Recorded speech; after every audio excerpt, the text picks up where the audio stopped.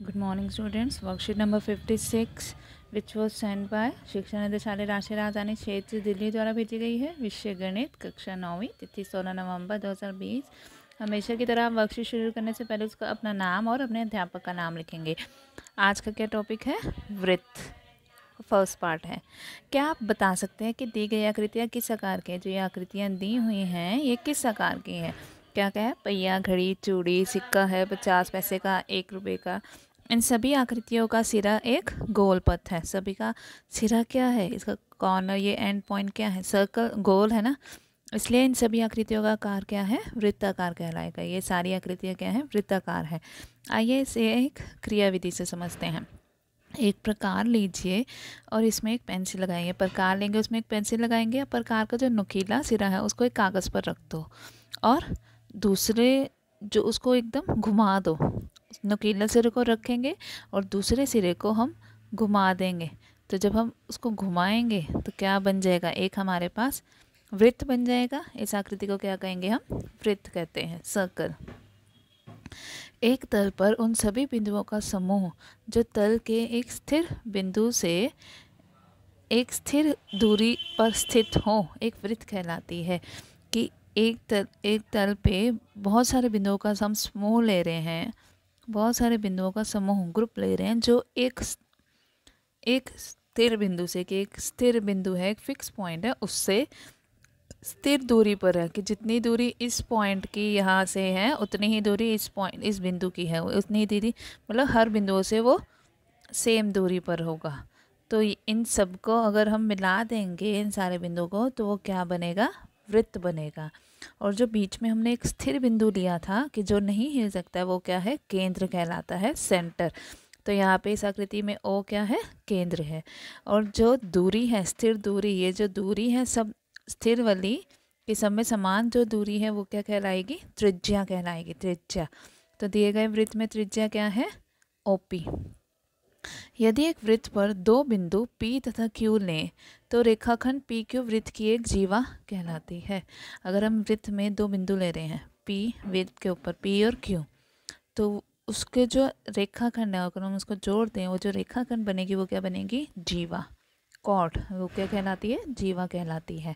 तो ऐसे अगर हम यहाँ पे A और B लेते हैं, इसको भी बनाते हैं, तो ये भी जीवा है और ये क्या है? केंद्र से गुजर रही है।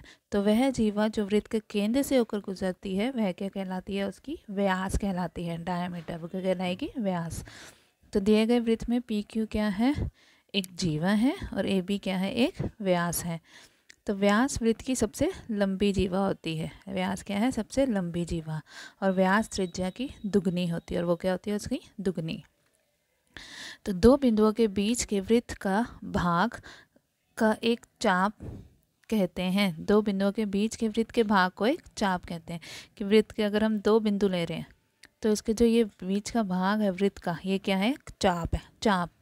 तो बड़े भाग को दीर्घचाप, जो बड़ा भाग होगा उसको दीर्घचाप, और जो छोटा भाग होगा वो लघुचाप।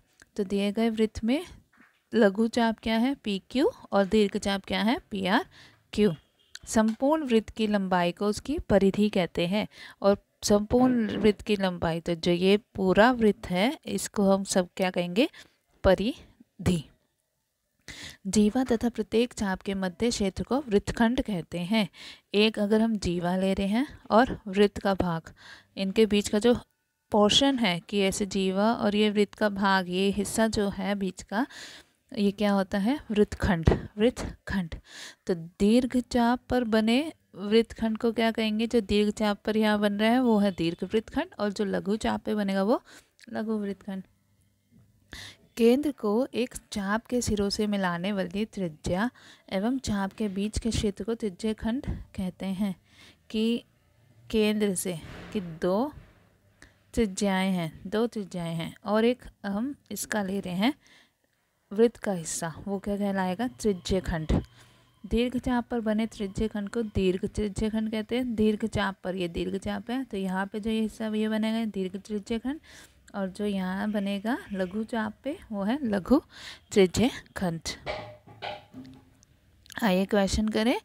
4 सेंटीमीटर त्रिज्या का एक वृत्त खींचिए। तो सबको प्रकार से वृत्त खींचना आता है, तो प्रकार को पहले 4 सेंटीमीटर खोलेंगे और एक वो बना लेंगे वृत्त। फिर वृत्त पर एक त्रिज्या दिखानी है, तो केंद्र से एक त्रिज्या दिखा देंगे ओ पी। और व्यास दिखाना है हमें, तो व्यास अगर हम इसी को ना बढ़ाते अलग से दिखा देते हैं ए बी। और फिर क्या दिखाना है, जीवा, एक जीवा दिखानी है, तो एक अलग से हम जीवा दिखा देंगे। जीवा दोनों बिंदु वृत्त पर होने चाहिए। इनके नाम लिखने, तो ये नाम हो गए A B O P M N. O P क्या है त्रिज्या, ए बी है व्यास और एम एन क्या है जीवा। अगला क्वेश्चन, 5 सेंटीमीटर त्रिज्या का एक वृत्त खींचेंगे, तो 5 सेंटीमीटर का एक वृत्त खींचेंगे प्रकार को खोलकर। फिर उस पर 2 बिंदु दिखाने हैं, 2 बिंदु दिखाएंगे ए और बी। अब इस पर दीर्घ वृत्तखंड और लघु वृत्तखंड दिखाना है, तो दीर्घ वृत्तखंड क्या हो जाएगा, जीवा और इसके बीच में ये दीर्घ चाप वाला दीर्घ वृत्तखंड और ये लघु चाप वाला लघु वृत्तखंड। तो इसको एक को चाहे हम अलग से शेड कर देंगे और यहाँ पे नाम लिख दोगे। अच्छा, बीच में नाम लिख दो या बाहर ऐसे करके नाम लिख देंगे कि दीर्घ वृत्तखंड और ये है लघु वृत्तखंड। चाहे आप अलग अलग कलर से दिखा देंगे, पर करेंगे पेंसिल स्केल से ही, वो पेंसिल से ही प्रकार से ही बनाएंगे। नेक्स्ट, 6 सेंटीमीटर त्रिज्या का एक वृत्त खींचिए, वृत्त पर 2 बिंदु एम एन लीजिए। एक 6 सेंटीमीटर का प्रकार खोलेंगे, उससे वृत्त बनाएंगे। 2 बिंदु लेने हैं एम और एन। अब इस पर लघु त्रिज्यखंड, त्रिज्यखंड मीन्स हमें त्रिज्या बनानी पड़ेगी। तो ये हो गया जो दीर्घ वाला हिस्सा दीर्घ त्रिज्यखंड और ये लघु वाला हिस्सा लघु त्रिज्यखंड। ठीक है, अब इन्हें अपनी कॉपीज़ में करेंगे सब।